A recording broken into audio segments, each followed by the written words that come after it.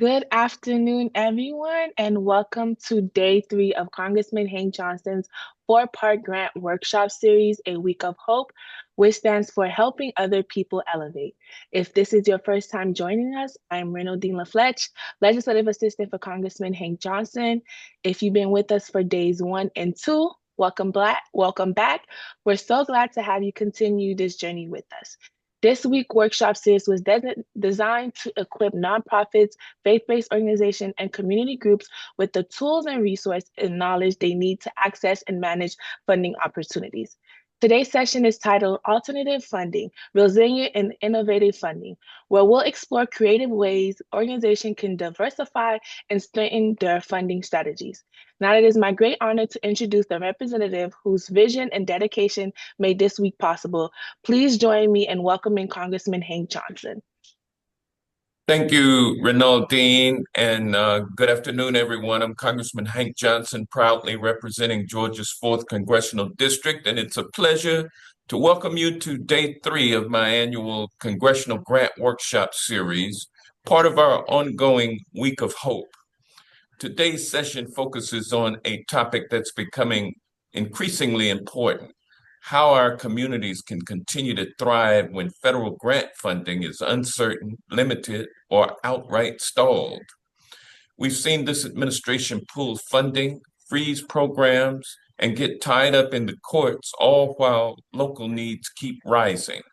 That puts a lot of pressure on nonprofits, grassroots groups, and local governments who are out there trying to serve real people every single day. It's more important than ever for community-based organizations, nonprofits, and local leaders to think creatively about how to sustain and grow their work. This afternoon, we're joined by a remarkable group of panelists who bring a wide range of experiences and insights into the evolving landscape of funding.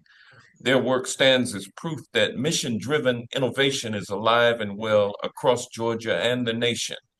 My hope is that you walk away today not just with ideas, but with a renewed sense of possibility.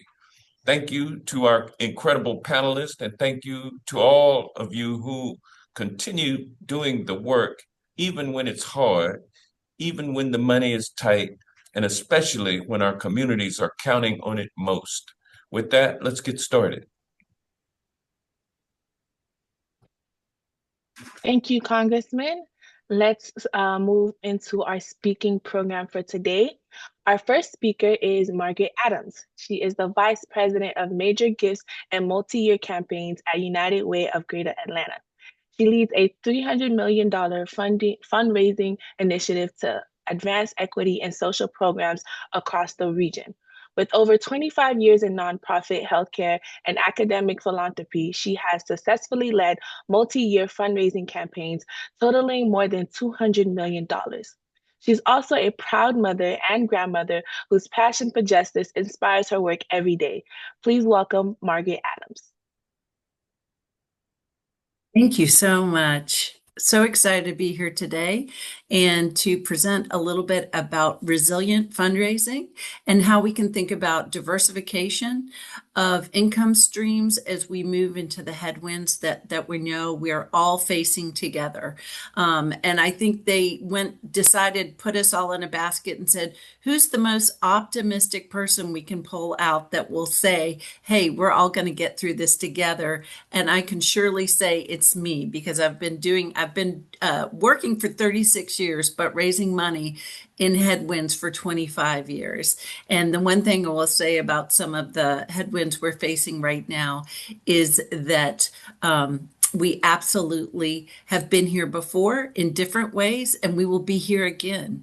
And we have so much to offer as a community to pull together and think of how we innovate through this, because we've got the tools, we have the power, and we definitely have the missions. So excited to be talking today. And I'm wondering if anybody can see the slides, because I'm not seeing them yet. So I'm hoping they're up. So we can walk through them together. Wonderful. And I'm going to set my timer so I don't go over, because you have incredible speakers coming right after me. So excited to share the floor with these wonderful other panelists, and I so appreciate Congressman Johnson inviting us to talk about this. So next slide, please. I'm Margaret Adams. Just wanted to show that, my joy goes beyond everyday work here at United Way and for our full region. And I think that's part of what we have to bring to our work in this interesting time. But I'm with the United Way of Greater Atlanta. We're about to celebrate our 120th year doing this work. So we are definitely in a year of celebration while we are also lifting up the incredible complexities that our region and all of our funding partners are facing. So next slide. Great. So I'm going to just set the stage for you a little bit and talk about what we're going to go through. And I'm available for questions, and you will be getting the slides. So don't worry about memorizing everything. There's no test after this. But we're going to be talking about some key things. Why do we need to diversify fundraising and funding? And that this is something I've been preaching for the last 20 years. So not a new concept, but an exciting one still. I want to understand a little bit about what are the headwinds we're facing and what's going on with our current landscape. What are the risks for us when we over-rely on any one type of funding? What's our case for diversification and why does it matter? How are we going to do it, and what does that look like for you as an organization or as a fundraiser or as a leader? How are you going to think about that for your organization with your governance? Some good real world examples that I can share with you that I've been very close to that I think are helpful. And then we'll talk about actions and closing. So next slide. So setting the stage, and you'll love this next slide. We can either, next slide, please. I think we can either stick our heads in the sand and say it's all going to be okay, or we can realize that the only sure thing is change in our work. I think that's the best part of what we do, and it's some of the most exciting parts of what we do is that it's always a new day in not-for-profit work. But we're up against some interesting things this year, and it started really in February of last year. Incredible market volatility. Our foundations, we're hearing from them on both a national, a local, and a regional, that they're really trying to hear what's going on from all not-for-profits across the region and then make some decisions about funding. So I'm hearing a lot of, we're trying to figure out exactly where we're headed and what's going on from our foundation partners. We know there's huge shifts in the tax law that I think this year aren't going to really hit us, but we are definitely going to start seeing our corporate partners and our other stakeholders prepare for in this year. And then lastly, really the rise of DAFs and how much more savvy we as organizations need to get about cultivating DAFs and cultivating relationships around that. So I think, this is a great opportunity to pull our heads out of the sand and get really good at understanding the pivot. Next slide. So current fundraising landscape. Okay, next one. Well, federal funding cuts. I just read from the Chronicle of Philanthropy that there's some even new structure that's coming out from the current administration around how guidance is going to occur for federal funding. And I would encourage each of you to go out and read that. It literally just hit. I was reading it at lunch. I think it's very helpful guidance. But I think what we're going to see is significant change in that funding and guidance around how we seek that funding. Now, I don't think that's all doom and gloom. I do think it's going to change how we approach the grant funding writing. And I know that was part of this presentation, and you had a really great overview of that. But I would just say, I think that really honing up on that and looking at your skills around that are going to be important things to do this year. I think we're also going to see increased grant competition on the other side, in the sense that if you're not getting federal funding, the other grant funding that's out there is going to be increasingly competitive. And so, again, really honing how you do that work and making sure that you feel really prepared to write that fabulous grant and get that gift and or get that proposal out the door. I will say we're definitely seeing issues for a lot of our community partners around funding disbursement. Even if it's guaranteed, it's not hitting. So what are we going to do, and what is that going to look like, and how are we going to have safety things in terms of diversified income that covers that while we live through these very uncertain times? And then just lastly, we're seeing our donors, our very significant donors, really also holding back and saying the market is volatile and I'm concerned about it and I want to see what's going to happen with my stock portfolio or with my business before I make a commitment. So we definitely have some things that we are up against as leaders in this market. Next slide. Okay, next one. So how does your funding pie chart look? So I want to just talk to you about taking a deep dive on your organization, on your fundraising, and really understanding what it is and how it is you're raising money. We know that the number of individual donors are shrinking year over year. If you look at the U.S. Lilly philanthropy report, which I think is really a guiding star, if you haven't accessed it, please go to that and look at the yearly data around what not-for-profit partners are seeing across our country in terms of fundraising. We know that the individual donor pools are shrinking, yet those donors are giving more, thank goodness, but it's an important piece to understand in terms of data. Building your donor pipeline, how are you going to do that in this market? Well, it's definitely about digital work. How are we doing that really effectively in this market? What does that look like? How are we diversifying our digital game and our social media game? And then how are we attracting younger donors? Because they live in that magic space. And so what are we doing to make sure we're capturing them and expanding our pipeline? What are our corporate relationships looking like? And are we having deep discussions and utilizing them to help us with these opportunities and these challenges that are coming? Are we leaning on them to help us interpret this tax information?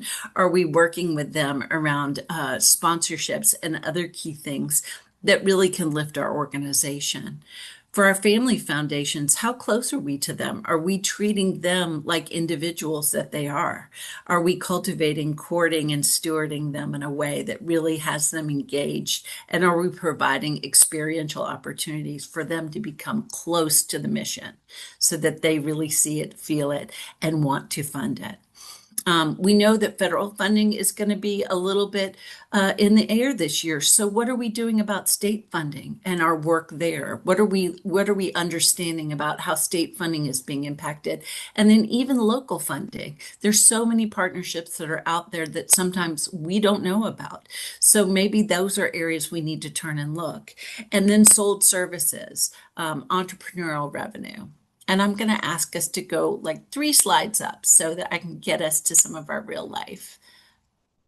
All right, great. Couple more. Because I only have a minute, so I'm going to be, 4 minutes. I'm okay, great. Stop right there. So I want to talk a little bit about overview of diversification strategies and what you can think through as you look at your donor and your income pie chart for your organization. First, what are you doing for your individual giving major donors? Are you really ramping up on planned giving? So many organizations I talk to have not considered planned giving because it is not cash in hand. Planned giving is a much bigger strategy than cash in hand and then just legacy or bequest giving. It is really important to your bottom line. So if you want to talk more about that, I'm available, but there are incredible planned giving experts out there that can help have a conversation with you, firstly. Second, are you going to monthly giving with your major donors? Monthly giving isn't just for our lower level donors, it's for our major donors. And many of them want to utilize that in this environment and feel more comfortable with that. Are you ramping up on peer-to-peer, and are you making it easy and very quick to use and phone-based? Are you really looking at how you're asking people to give and what that looks like and how they're experiencing your mission. I think those are key things to focus on because individual donors are going to continue to give and grow in giving. So getting really savvy in that space is going to be important. Endowments matter. I'm going to say it over and over again because you're going to come back to me and say, yeah, but it's not cash in hand. But what does an endowment do for you? It allows you to fund ongoing programming in a sustainable way. It is important. So learn to be excited about endowment and learn about all the different ways you can talk about endowment giving with your donors. There's a lot of opportunity out there. Mergers and collaborations. I can't lift this up enough. There's so many small not-for-profits out there that are struggling, but there's one to their right that's doing very similar or collaborative services that they could work together around. Mergers and collaborations are really mutually beneficial and only raise the boat for your community. So be willing to think out of the box with your governance and with your board around what could that look like and what are our opportunities. As I said before, corporate partnerships, really look at what's going on with them. And I would just urge you to seize the day in this first quarter of your year, first and second quarter of the calendar year in that. Oh no, my fiscal year is off from y'all's, but seize the day in these two last quarters before you go into the end of the year because tax law changes in 2026 for our corporate partners. That will impact you and will impact their giving. So go for it. Really focus on private foundations as you're in this tough environment because they're the relationships you've deeply held or you're deeply creating, and they will fund you. And then lastly, look at earned income, fee-for-service models, look at unique opportunities for events, not big events. I'm not saying big investments, but they're wonderful opportunity for events that do still yield really good fundraising. And definitely peer-to-peer fundraising is a wonderful way to go. That's an easy lift. Next slide. Okay, keep going. Next slide. Great. Next slide. I'm going to get to our real world examples really quickly. So I want to share a couple of things with you. Board leadership and activation. Your board brings expertise to you that you can never know. And guess what? They're facing the same headwinds. They are a great resource. Lean on your board. Do not think that working with them and being vulnerable with them is a strike against you. It is not. They love to help and they will bring things to you that you can't imagine. So please do that. Staff training for revenue. Equip your staff with skills so that they can support this and so they understand the market. Okay, I'm done. Community partnerships, mergers, and shared services. If you want to talk more about that, we can do that in Q&A. And then really be transparent in your impact reporting. And then I'm going to finish up with my last slide, which is preach really quickly. So couple of key examples. Your corporate sponsorship pivot. I think there's win-wins there that you can go for that you haven't thought about. Fee-for-service model. I worked with Project Open Hand 20 years ago for them to think about a fee-for-service Good Measure Meals. Take a minute to go back and look up Good Measure Meals and see what Project Open Hand did to have a fee-for-service piece, and then really look at your donor-based growth. We have really leaned into the digital space and increased our pipeline significantly by about 35,000 leads a year with that. And so I think that's a real important piece for everyone to think about. And then lastly, what I'll share with you is mission, mission, mission. You know, we can get really stuck on the numbers and we can get really worried about how we're going to do what we do. But if we lose sight of our mission and if we lose sight of sharing that passion with the folks that support us, we're not going to get there. And I've been doing this for 25 years and I preach abundance. I preach mission and abundance. Go to your community with abundance and with the thought that we are going to be okay and we will figure it out together. And magically that changes the conversation and it changes the heart of what occurs. So I just can't share that enough for you. And then lastly, I have all my contact information in here. Please feel free to reach out. This is a tough time, and it's a great time to talk with people who have been through. Every time I've launched a campaign, the market has crashed. Swear to goodness. The last time it was 2008, and the housing crisis happened the same day we launched a $1.49 billion campaign. So I get it. This is scary times, but we're all going to be okay, and we all have the tools we need to do this work. So thank you so much. Thank you so much, Margaret, for that informative overview. Let's give her another round of applause. I see in the comment down below the emojis that you all enjoyed it. I did too. Next, we have State Representative Doreen Carter, who represents Georgia House District 93 and serves as Vice Chair of the Georgia Legislative Black Caucus. She's a public servant, nonprofit executive, and a financial educator with more than 25 years of experience in leadership and community service. She is also the founder of the Wealth and Wisdom Resource Group and an advocate for building financial resilient communities. Please join me in welcoming Representative Doreen Carter. Thank you, Ronaldo, and thank our congressman for hosting this event. We're really excited to be with you all today. And Margaret, that was amazing. Thank you so much. And you were talking about the optimism. I'm like, yeah, there is hope. So good afternoon. I'm Doreen Carter, and I do represent Georgia House District 93. But today, in my professional capacity, I work in the nonprofit world, and I wanted to share some things with you. As we were talking about the alternative funding and resources for this changing landscape. And I hope that you guys took a lot of notes. You're going to get our notes because what Margaret gave us was amazing, and we could really use that. We can go on to the next slide. As we all know, and while we're here, nonprofits are the backbone of our communities. We all know that. And we know that funding, the challenges are growing. They've been growing. Fundraising is always that thing that we have to do. But what I want to talk a little bit today about specifically what we could do here in Georgia and how we create. Next slide. See, we know with this funding shift, the executive order realigned federal priorities, cuts in DEI, climate and medical media programs, the solar grants ending, the corporation and public broadcasting funding being eliminated, and the new charitable tax incentives that may be the light at the end of the tunnel for us. It could potentially boost individual giving. We'll go on. So I kind of wanted to talk about this as 3 pillars in our next slide. So we diversifying our revenue, which we've heard. So we've got our earned income, our fee for service, and some crowdfunding potential. Definitely tapping into our philanthropic vehicles, donor advised funds, fiscal sponsorship, and then third, leveraging impact partnerships, social impact investors, and public and private partnerships.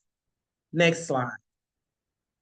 Just a little overview of some Georgia-based resources. And if you're a nonprofit, you probably already know about all of these, but the Community Foundation of Greater Atlanta, Community Foundation of Central Georgia, the Community Foundation Northeast Georgia, and has a really strong presence in Gwinnett.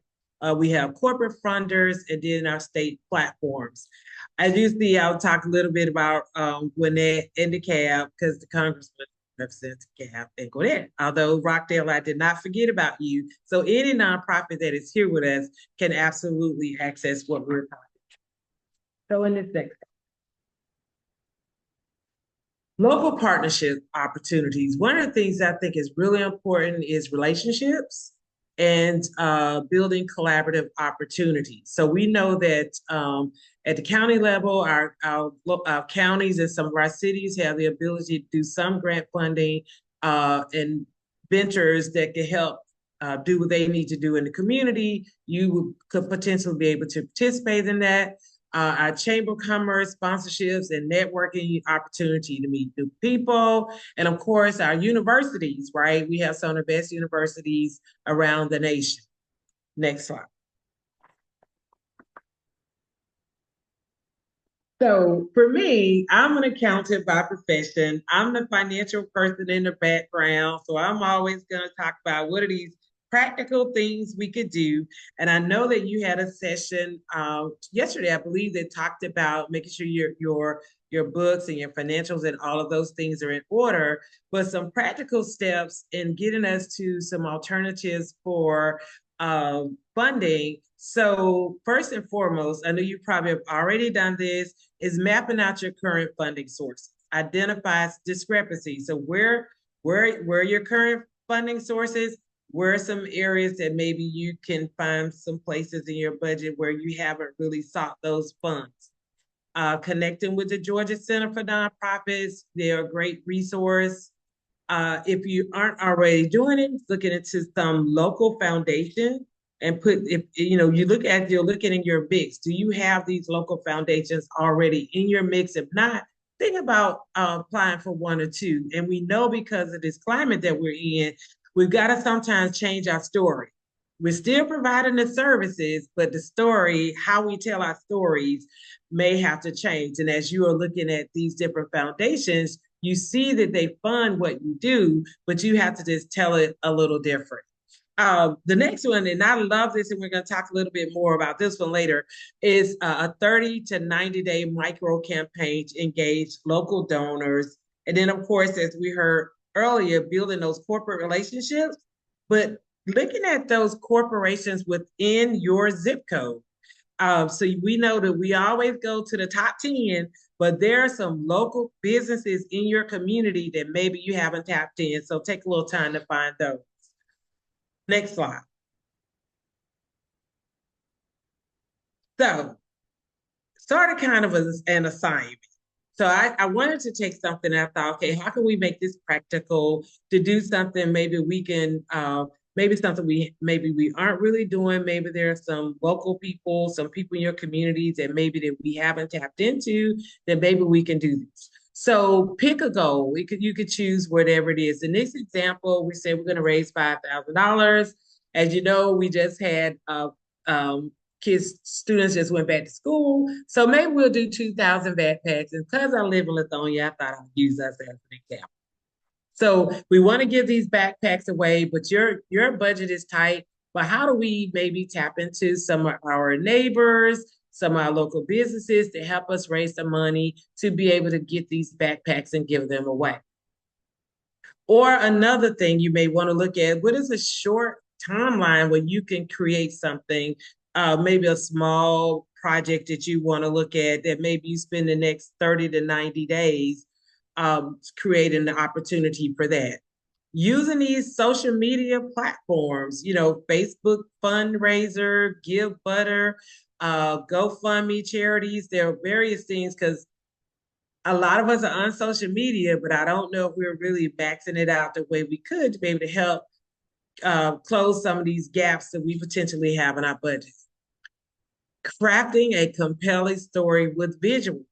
The stories, I think, is really probably is going to be the key. When someone decides to give, they're giving because it touched their heart a lot of times. And sometimes they just need to hear the story. So like I said, because of some of these new opportunities we have, it gives us the opportunity to be a little more creative in telling our stories. Again, target your local network first. Recruit some peer fundraisers. Maybe there's some people in your network that could collaborate with you in helping you to accomplish this short-term goal. Post your progress and updates and send thank you. Thanking donors publicly. So when we use our social media, we telling our story, but sometimes, hey, let's use our social media to talk about the people who have helped us. So as we go to this next slide, which is our call to action, funding is evolving, right? So must we. And I believe creating this micro campaign is a short-term solution, but it's an opportunity for us to be more innovative and more creative around our fundraising. So in this, we have our fundraising, nonprofits build build a funding quilt of diverse revenue sources, start local diversified streams, and build allies for your mission. Together, we can absolutely ensure that the nonprofits in DeKalb, and I'll say Rockdale too, because Rockdale do miss you, Congressman. DeKalb, Rockdale, Gwinnett, and all of Georgia, our fundraising can still thrive.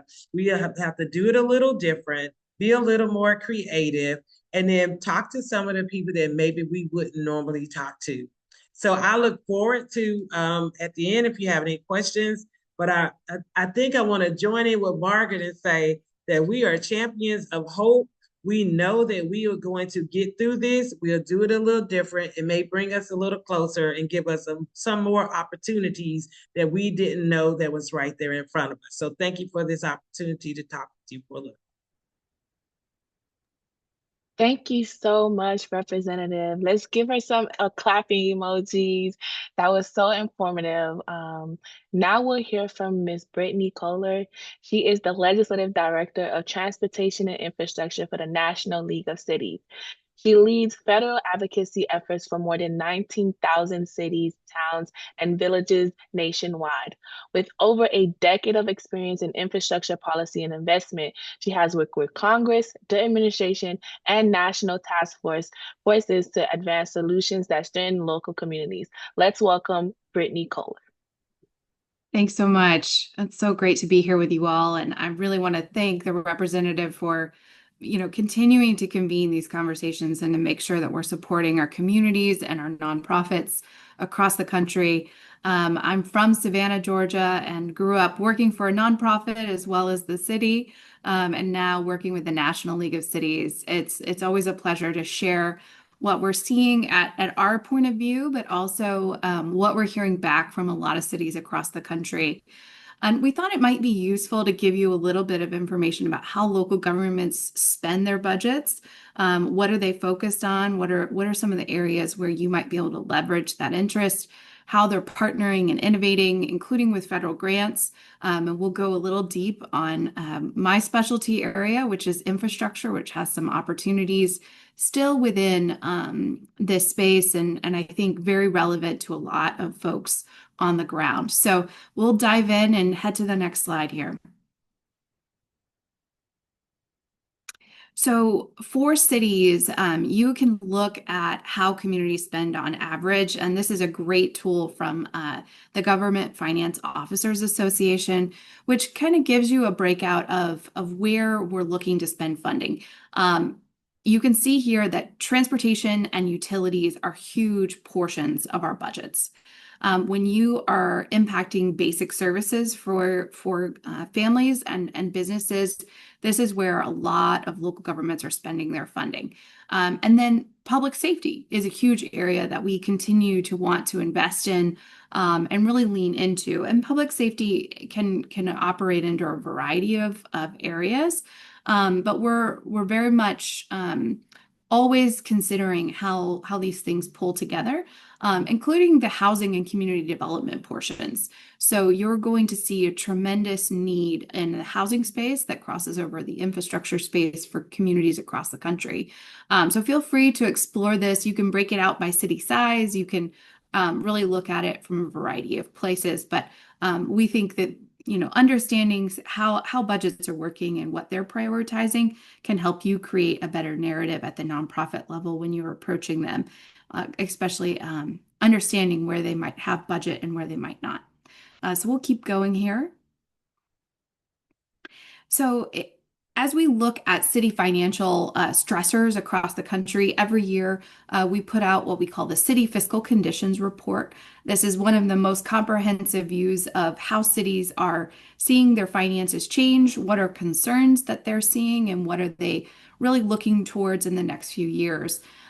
This sort of shows that when we assessed last year's budgets across the country, what our city fiscal officers were telling us is that the immediate threat to the pandemic really did recede. And that was thanks to Congress intervening with fiscal recovery funds that were able to buoy some of our basic services. However, some of those are going to go away. Our cities have now expended those funds, and they were used on everything from housing to infrastructure to social services. And so, really important to think about where we may be in a recessionary economy, or a pre-recessionary economy is what many economists have called these past few years. Luckily, I think we've seen a level of healthy growth, and want to continue to see that sort of movement in the right direction here.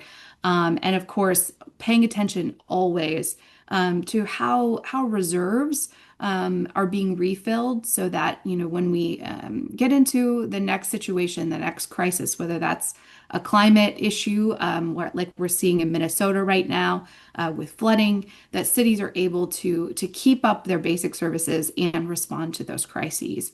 So want to always keep in check with where our budgets are. I'll keep going. So, as our previous panelists have talked about, there certainly has been a hazy foundation and corporate giving outlook. That doesn't necessarily mean that it is in a bad state. It certainly has been in flux, though. And with the changes that we're seeing, I just wanted to make sure that we were giving you a few resources and perspectives. And each of these slides, by the way, is linked to more information. So when you receive them, feel free to dig into this information a little bit more. But want to really, reiterate that the diversification that Margaret talked about and Doreen talked about, and it is so important to the future of where we're headed as cities, and I think as nonprofits. So let's keep moving. But I do want to reiterate how strong our foundations have been at coming alongside cities and meeting their goals, really changing the economic outlook of communities. You have tons of organizations that are truly an integrated part of our city culture at this point. And so really thinking about how you can be that partner, participate with other partners who are strong in the city arena, can be a very successful strategy to continuing to serve that community, and finding ways to look for crossover effects, which we'll talk about here in a minute. We'll keep going. So we've talked a little bit about how the federal funding issues are flowing down to the states and to the cities. And just to put a very fine point on it, when you look at the sources of local general revenue, transfers, which essentially come from the flow down of federal funds or state funds, really do represent a very significant amount of a local budget. We're looking at 37%. And so if those changes at the federal level and the state level aren't managed appropriately within the local budget, this can leave a tremendous shortfall. And we know that many of our states, when they have a squeeze at the state level, they often start to squeeze what they're spending, and that impacts us at the local level as well. And so it's very important as local governments that we have some level of stability in what we're working with, but also that as foundations and nonprofits consider their role in this work of supporting communities, know that when that 37% changes, foundations and others can be very effective partners in coming alongside to replace some of those resources to sort of blunt the impact of what those changes could be. And so we're going to be thinking critically about how this looks as we move into the future. Next slide. But I did want to really reiterate what is a key opportunity that still exists and is very much part of the federal investment that Representative Johnson and others from our Transportation and Infrastructure Committee have led on, which is a 5-year infusion of federal infrastructure dollars that was sorely needed at every level of government. And you can just see here, the FAST Act was the previous level of funding, and then the IIJA, or the Infrastructure Investment and Jobs Act, is that secondary, that new bill that we've been working through since 2021. And we still have one more year left, if you will, in those funding pots. And so for communities that are looking to go after a local a local transportation project, a local water project, an energy project. This funding has been absolutely critical, and it still is out there. So while some funds have been pulled back, we think about our neighborhood equity grants that were unfortunately rescinded, and it impacted the Atlanta area in particular. We are still looking at these opportunities to still fill those infrastructure needs. And so just want to reiterate, there's still funding left here, and we want to use every drop of it. We'll go to the next slide.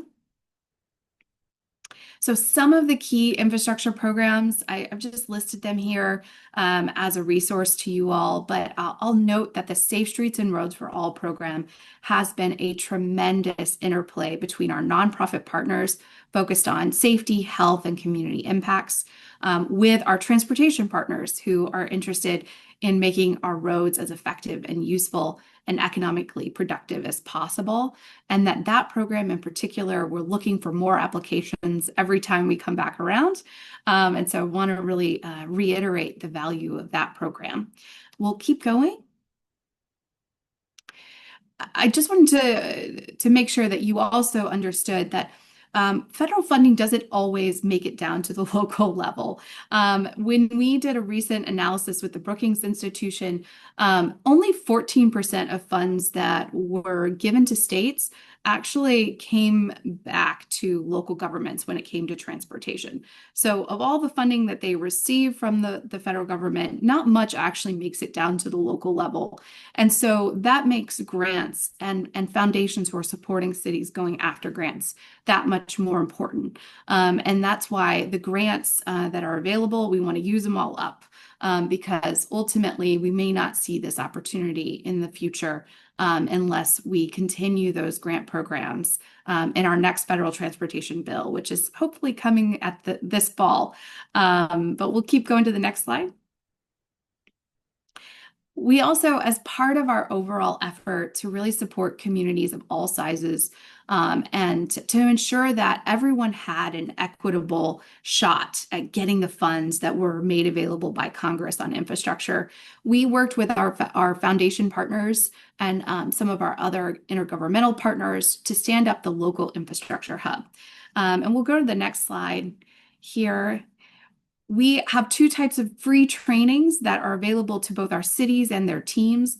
It's boot camps, which are an ongoing opportunity to explore a specific grant topic and to really dig in and like, what do I actually need to do? What do I fill into this slot in the application? How do I make sure that I have the resources I need? How do I ensure that I have the budgeting set up to take on federal funding? All of that is handled in our boot camps. And we also have started some new workshops that really do an intensive half-day session so that if you don't have time to commit over a long period of time, you could still engage in some of this work. And again, everything is free because of the support of our foundation and nonprofit partners listed there. We'll go to the next slide here. So here are the next 5 that are coming and are open to registration now. I've included all the dates and all the links. But brownfields, a key area of economic redevelopment. You have the railroad crossing elimination program, which has been very important to some of the Georgia cities who are looking to make sure that those crossings are safe and that the train is not blocking communities for hours on end. These are opportunities to transfer from federal grants into real life results. And so really love this program. And certainly you're going to be fighting for it to be included in the next reauthorization.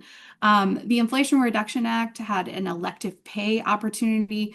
This is definitely a little bit more in the weeds, but it's a financial opportunity for cities to consider. And then Safe Streets and Roads for All, again, just a core program doing tremendous work to make our cities safer and to make sure everyone makes it home to dinner on time. And that is a key part of the grants that are ahead that are going to be open for cities to apply to. So if you work with cities, feel free to share this information with them and included all the links here. We'll keep going. And then grant implementation, compliance, and management. So once you get the grant, what do I do with it? How do I make sure I do it well?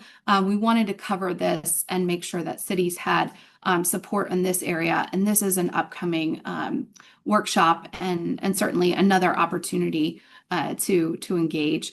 And you can register for that now. Really encourage folks to do that if you have an existing grant or if you're considering one. So let's keep going. I'm almost through. Just wanted to, what are some of the top things and trends that we're seeing among our cities?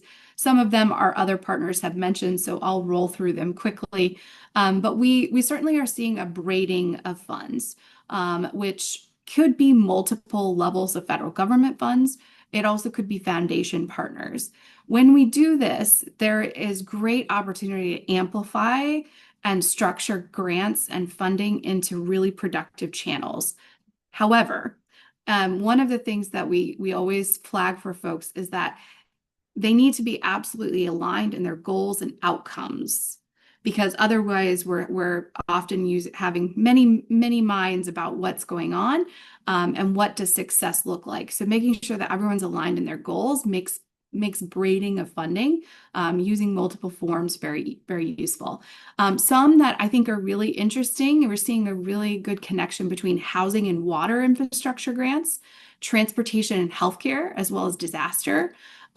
Transportation and health and resilience has been an interesting one, really looking at the core, like making sure that the core services are always aligned and checked, and that resilience is happening in the systems. And then health outcomes in national parks has been another one that continues to yield benefits. So just some unlikely bedfellows that maybe you might have not have thought about, but wanted to mention. We'll keep going. So mixing and matching is definitely part of our strategy as local governments, particularly for our smaller communities. They found this to be very relevant. And to look at who those partners are, and they can be state agencies, philanthropic agencies, nonprofits, community organizations, our regional organizations. I can't say enough good things about what they've been able to help us accomplish. And of course, institutions of higher learning, as our other speakers have highlighted. Keep going, get through this. There we go. One of our favorite things about city leaders is they do not mind stealing for good. Stealing other people's ideas and borrowing them and making them their own is what we do best. It's what we love seeing among cities. And you can do that by either, looking at what other communities have done. We have a rebuilding map here, dashboard that you can explore by category, by type, by city size. So that's been a really great tool. We've offered a host of winning applications to federal grants for cities to, copy, leverage, refer to, et cetera. And also ways to be creative about meeting your federal match. There are ways besides cash in hand that you can use, and so I want to make that very available to you. And with that, I think we have just one more slide here, I think.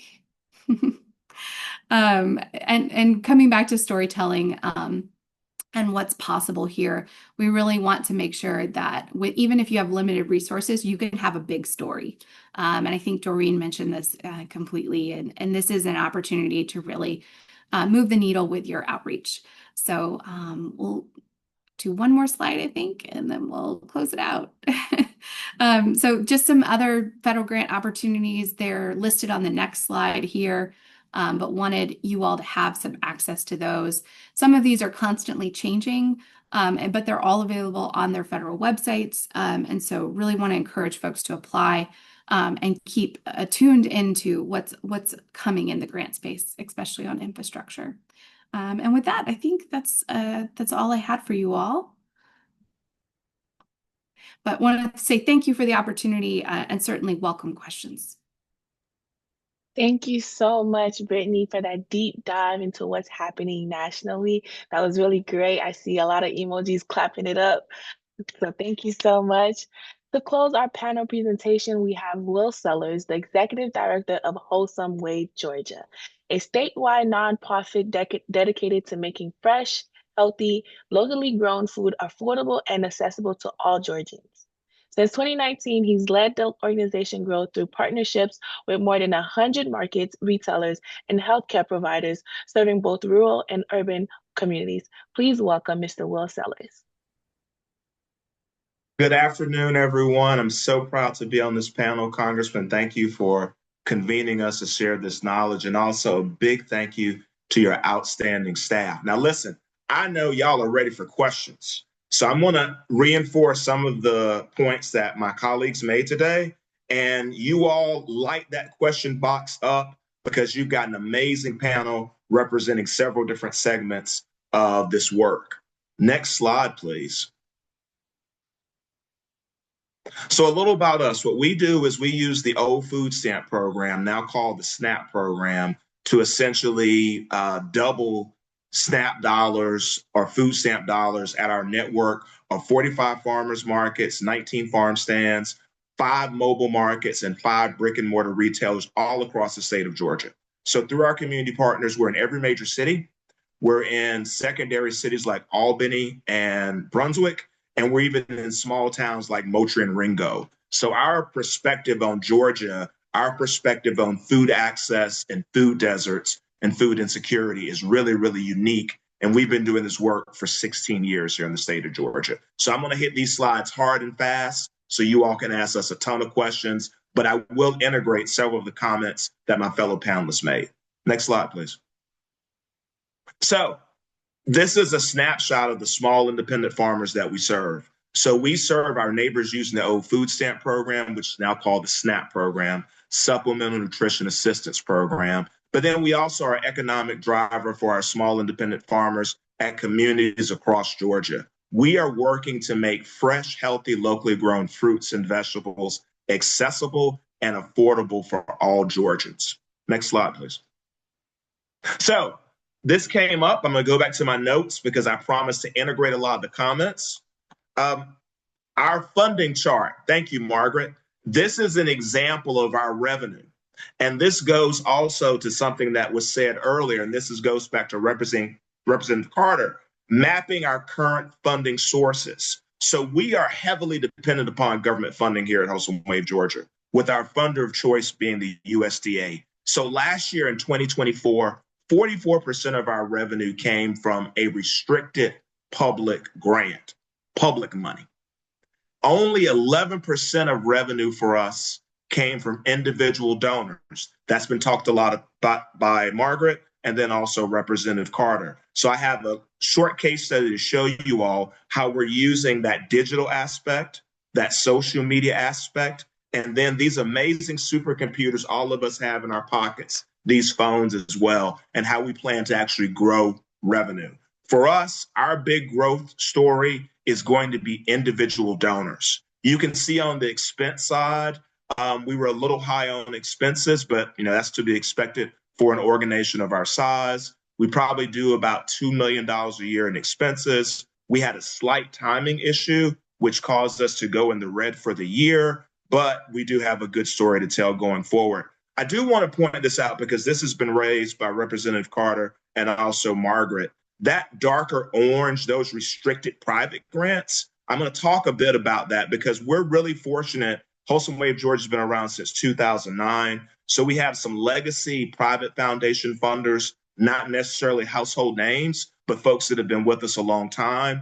But what we discovered this year, and I think this is definitely a note-taking moment for all of us, because this came up during Margaret's presentation, donor advised funds. So that's where you want to go to your community foundations. So you want to go to the Community Foundation for Greater Atlanta. You want to go to the Community Foundation that Representative Carter mentioned. And what your approach to those is, because those are not publicly available sources, is, hi, I'm Will. We're working on food insecurity. I'd like to come in and talk to someone on your staff to show you the great work we're doing across this geography. And that's when the program officer or whoever will say, you know what?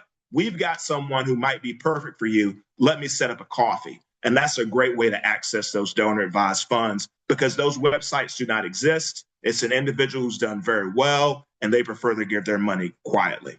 Next slide, please.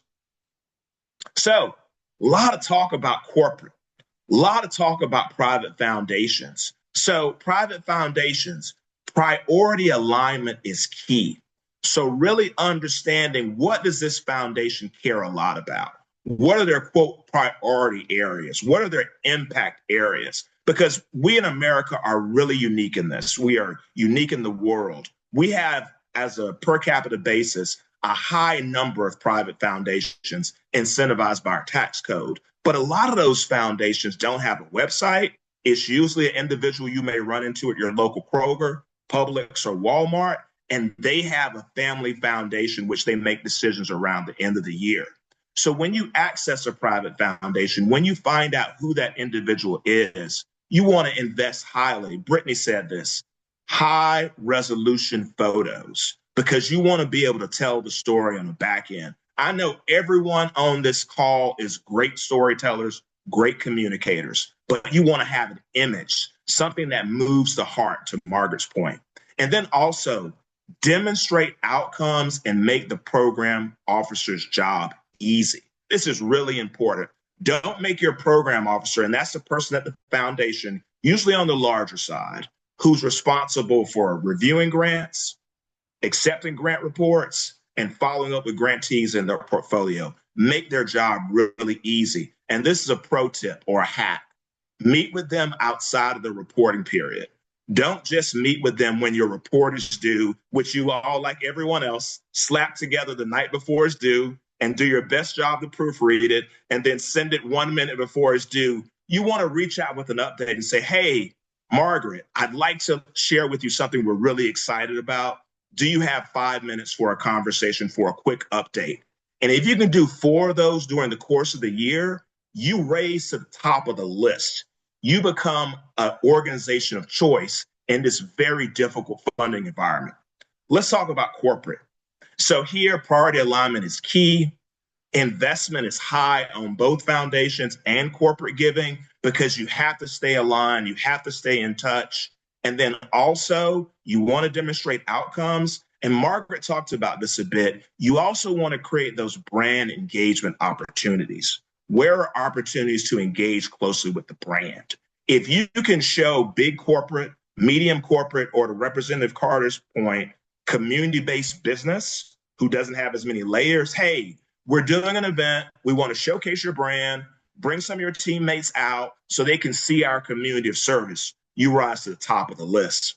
Individual donors. Now here, mission alignment is key, but your investment of time goes way down. Let me tell you why. There's typically no reporting. There's just in a letter or a coffee, and that is a renewable resource for small nonprofits. Now, it takes a lot of time, but once you crack the code on individual donors, to Margaret's point, that market, that fundraising market will be available to you for a long time. It is typically insulated from policy-based fundraising like we're in now. This is an individual that cares, is deeply committed, and they're walking around in your community. Let's go to the next slide, please, because this is our case study. So lots of talk about leaning into digital, lots of talk about using social media. So we just finished up a highly successful Farmers Market Week campaign.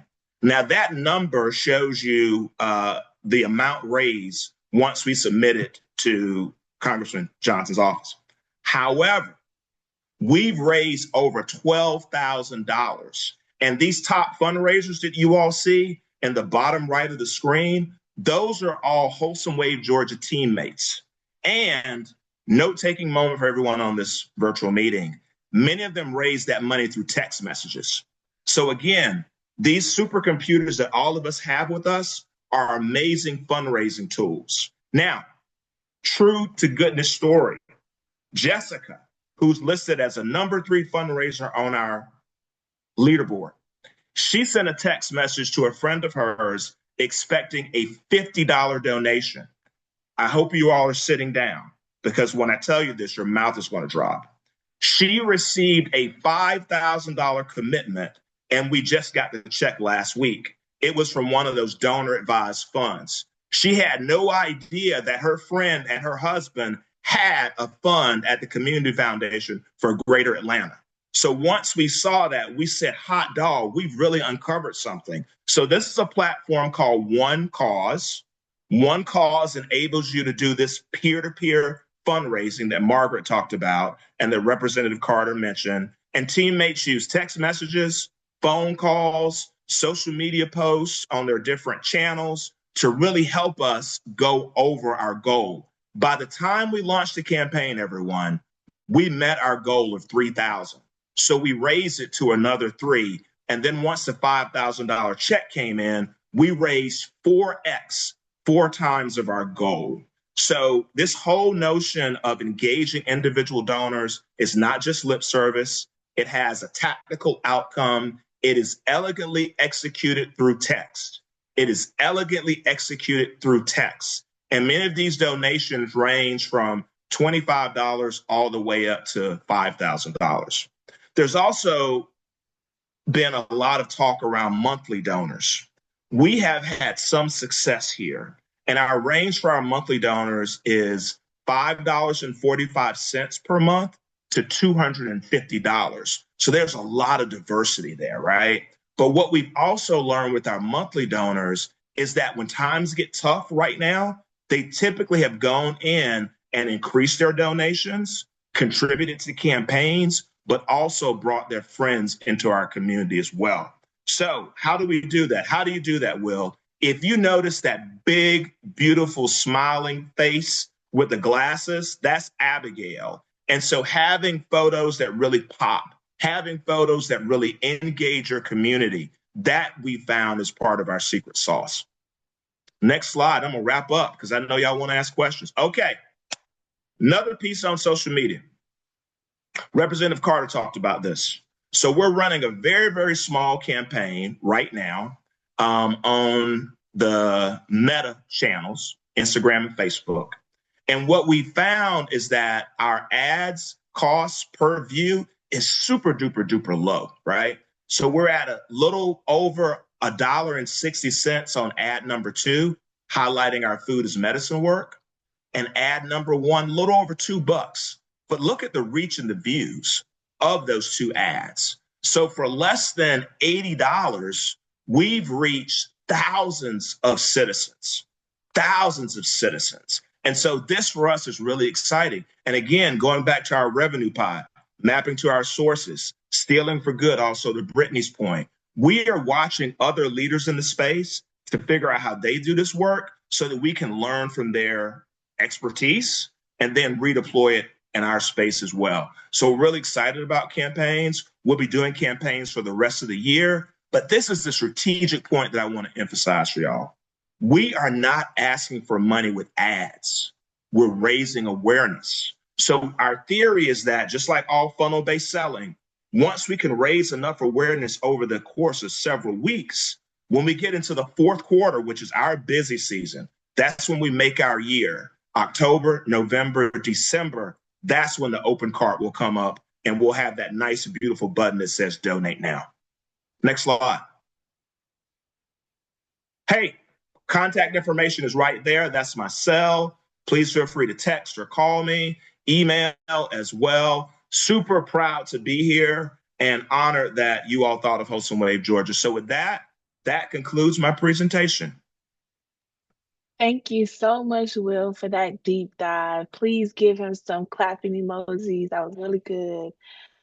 Now we'll open up the floor for questions from the audience. If you have a question, please type it in the Q&A box and we'll get through as many as we can. I'll direct the questions to the appropriate panelists, but other panelists are welcome to jump in if they'd like to add something. So if you have any questions, please put it in the chat box and we will see the questions.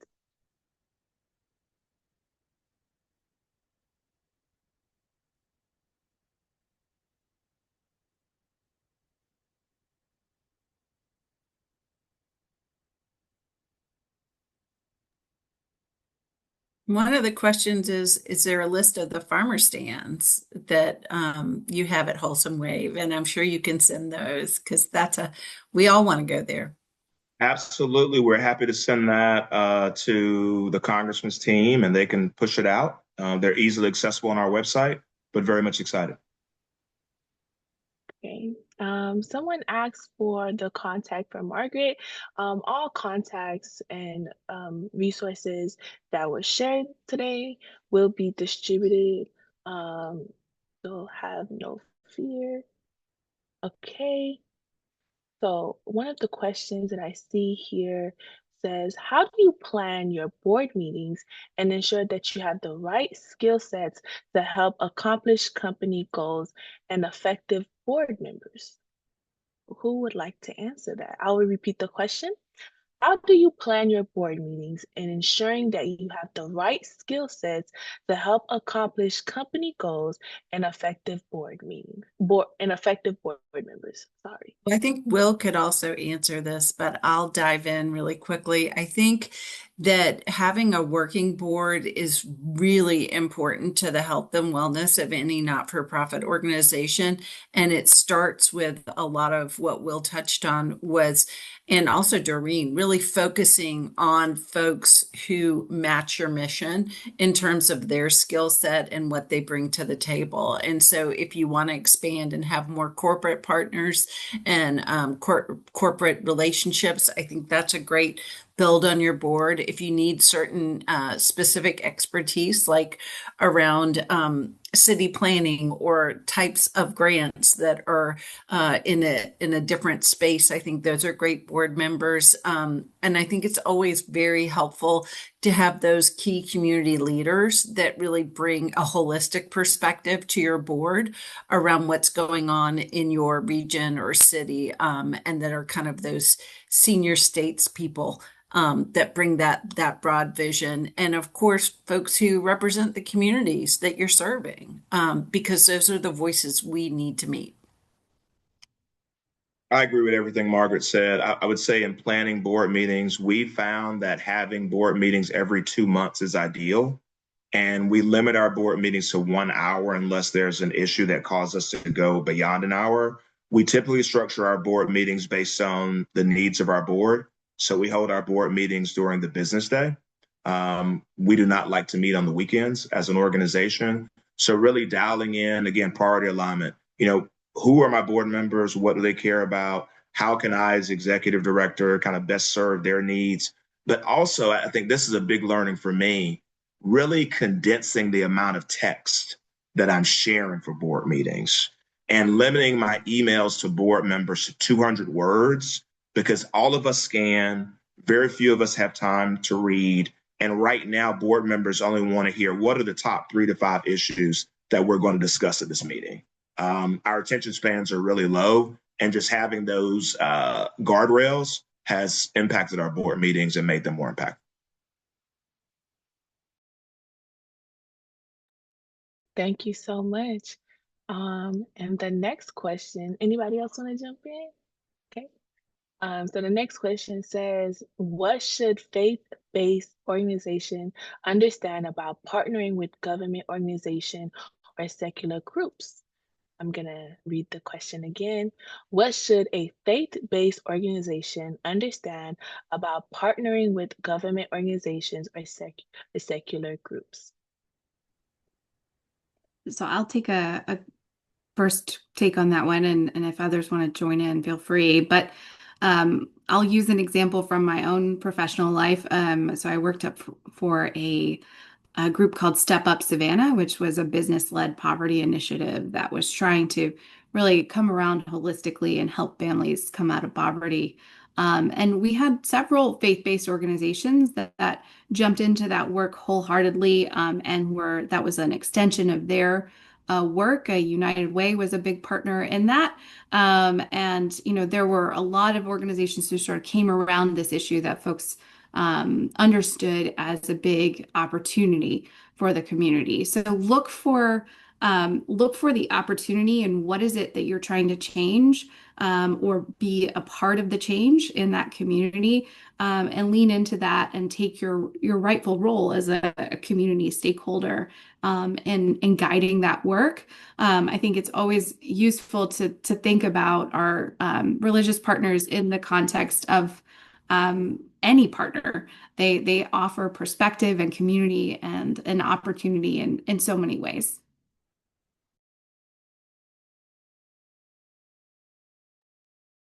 share, I think one of the unique projects that I saw working for a faith-based nonprofit was the opportunity to tap into a federal type program. It was they were doing some development. They actually were able to tap into using tax credits to redevelop their office. Well, it was more than office.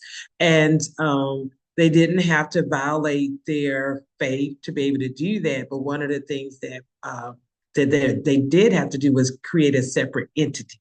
So as a faith-based organization, if you're going to use certain governmental tools, you may have to make sure that you have the right financial structure in doing things. So, but I thought it was really neat the way that they worked that. And again, the biggest thing they had to do, aside from raising funds and using the tax credit, was setting up that separate entity. But I didn't see them having to violate any of their beliefs to do it. Okay, thank you all. We'll jump to the next question. What changes should nonprofits make as a result of the new executive order around federal grants? For example, should we spend more energy gaining political buy-in of our mission and projects? Yeah, we've been thinking a lot about this because we have so much exposure at 44% of revenue last year being derived from mainly USDA grants. We are working to pivot away from federal sources because what we've known for a long time, and this goes to Margaret's comments, over-reliance on one funder type is extremely dangerous. And we were talking about it, but it really kind of hit us over the head in late January of this year. And so for us, we are actively engaged in conversations with our private foundation partners. We are considering Margaret strategic alternatives as well. So we drafted a concept paper on that, which we're circulating very carefully. And then also we want to grow individual donors. We're an intermediary organization, Wholesome Wave, Georgia. So some of you all might know some of the markets we work with, like the MARTA markets or Peachtree Road Farmers Markets, Freedom Farmers Markets here in Atlanta. We work with Candler Black Market there in DeKalb, Oakhurst. But no one really knows who we are, but they know our community partners. So we're at a disadvantage there. And that's required us to get really thoughtful in how we fund the enterprise, fund the mission.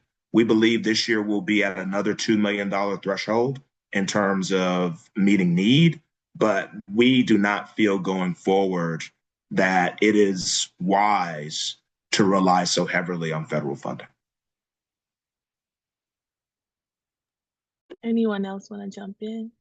I would completely agree. And I think that any grant you're applying for, you really have to consider, is it the tail wagging the dog?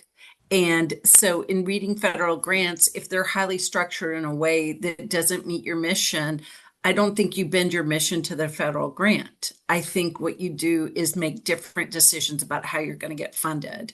And so I know that's a tough answer, but that is something that you're battling all the time and looking at grants. Is this a grant that's really going to fulfill mission, or is this a grant that wants to do a very specific thing? And so I don't think it's a very different decision than what we've been making all along. It's just extreme and it's quick.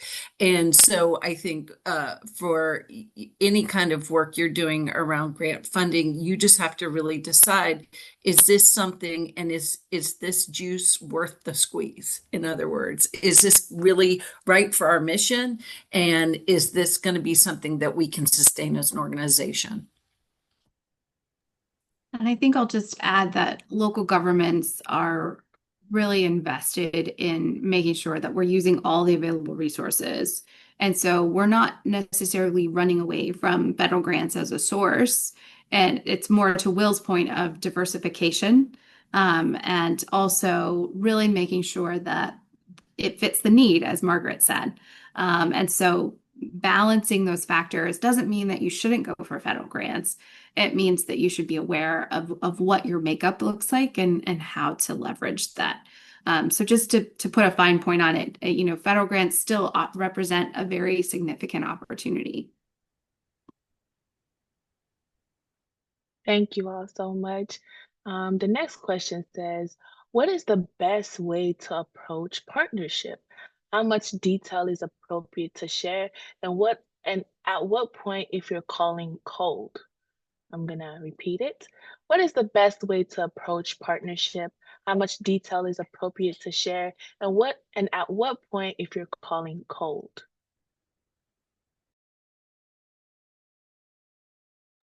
I'll take them in reverse. I think the cold call is definitely where a lot of us find ourselves, especially as we try to diversify.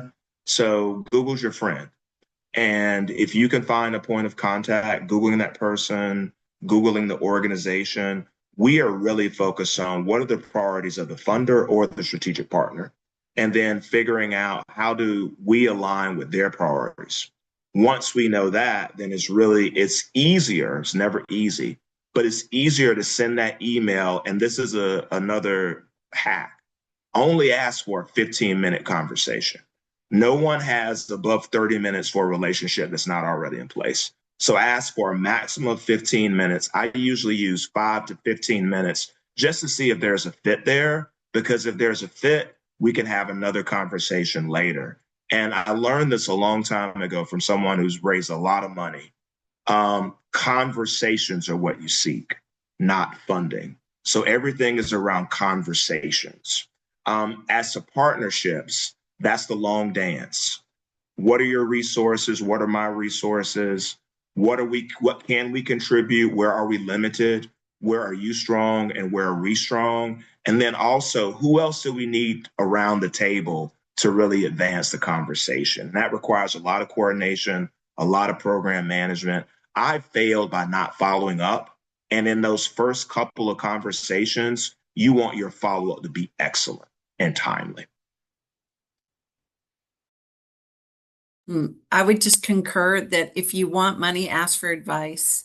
It's really important to approach people from a humble perspective of really wanting to hear from them. And that makes the huge difference in the pivot of the conversation and the follow-up. I can't say that enough. Being shown as a trusted partner and a person who values their time and energy and is incredibly humble and thankful, that makes a huge difference.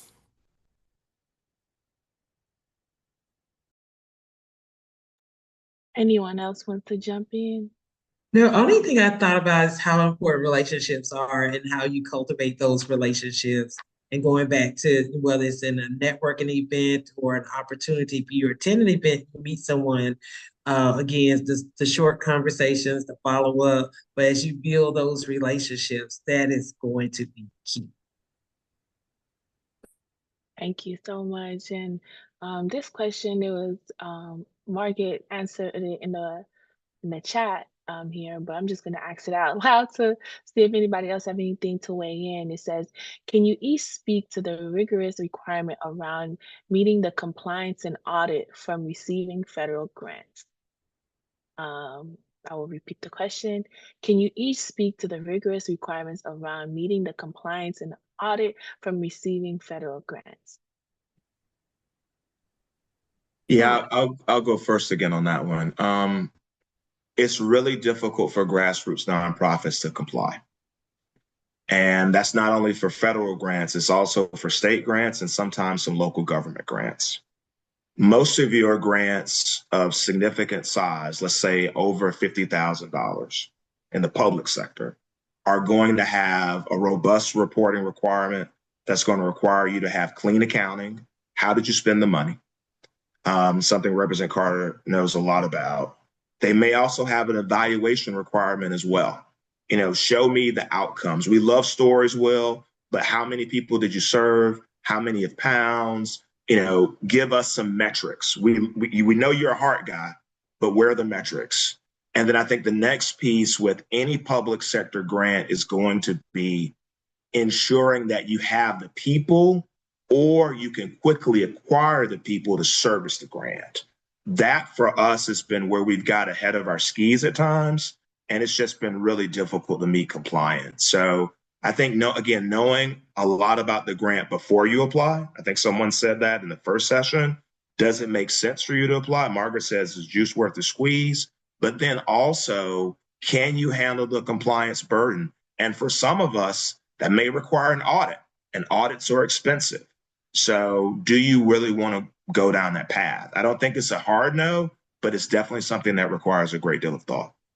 And I'll just share from the perspective of doing it within health sciences for years and years and years, the NIH and other federal grants, the reporting is incredibly onerous. And you really have to have those skills, technical skills, to be able to do it effectively and to not get into hot water around it. So I would say if it's something you're interested in, go to a class, go to one of the one-day classes on grant writing for federal grants, and then understand the scope.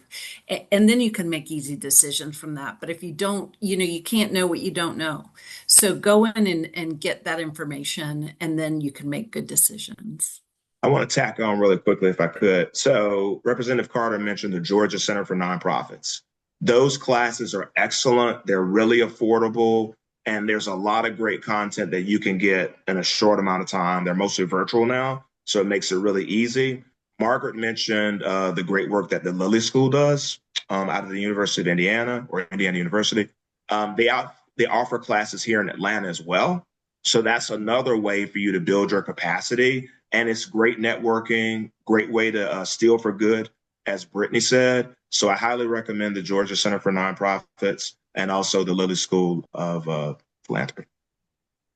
Yeah, I agree with what you all are saying. And as the person who is usually providing the reports, the way you, I mean, I think about this with everything. The way you win is how you set the game up. So you have to have the capacity on the front end. You have to have the systems.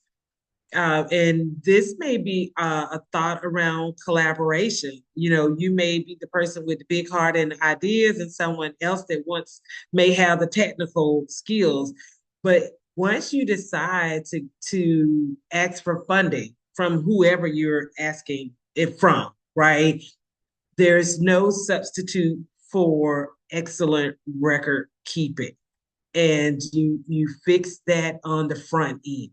So do the work on the front end to make sure that you can cross every T, dot every I, calculate down to every penny, and then the details of the requirement from whoever the funder is. Make sure that you create your reporting system in a way that you can provide that data at the end. It's going to be a little more work on the front end, but if you do it on the front end, you'll stay out of trouble. That's all. So I think local governments are often looking for, passionate employees to help fill needs. And certainly if you identify a grant, and maybe it's not the best grant for you as an individual or as an organization, it might be very useful to partner with the local government to help submit the grant. They may be willing to front the reporting and the capital, but need that passion and that, sort of important information about how do I put this together for my community. Also, larger nonprofits. If it's not something that you can handle, can you go to a larger nonprofit and say, hey, I think we share this value, and would love to explore, if we could make an arrangement on this. Those two solutions can be very useful in building something bigger than maybe your current self or nonprofit. And so we'd really encourage that level of partnership and creative thinking that helps get a lot of things done at the local level.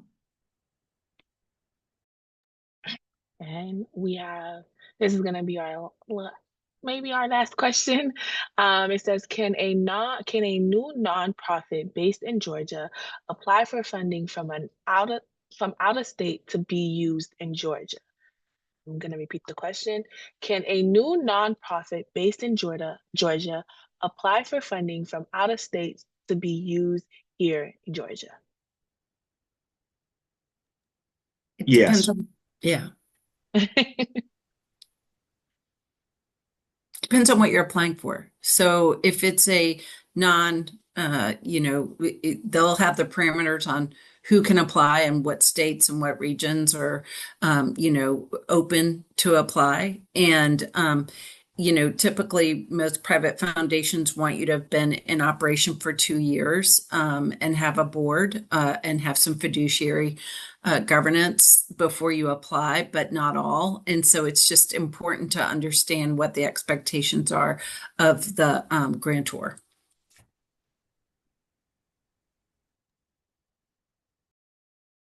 Okay, and this is going to be our last question. Please elaborate on how to collaborate with local government. Once again, it said, please elaborate on how to collaborate with local government. So I think the best way to collaborate is if you know what the issue is, go to the city website, look up who handles that, who manages it. We often keep all of our information and contacts right there. We're very open book as local governments. We want you to be able to find us. And ask, as Will mentioned, ask for that 5 to 15-minute conversation, to ask a little bit about what you're looking at and what's next. You also have the opportunity to meet with your city council member, and they may be able to guide you into a strategic discussion. You could meet with your state representative, and help to think about, okay, how do I fit into this larger ecosystem? And of course, your representative staff, it might also be another place to show up and have conversations and maybe look for those new connections and maybe how you might fit into things. But I would say, the best thing to think about is everyone's time constrained right now. And so be purposeful and intentional about everything you're doing. And that's probably a great way to end as well. Thank you all so much for coming today. I want to thank again to our incredible panelists for sharing their expertise and experiences. All recordings and materials from today, as well as all of our days Serious Grant Workshop, will be posted on hankjohnson.house.gov in the coming weeks. Thank you to everyone here for taking the time to invest in your organization's future.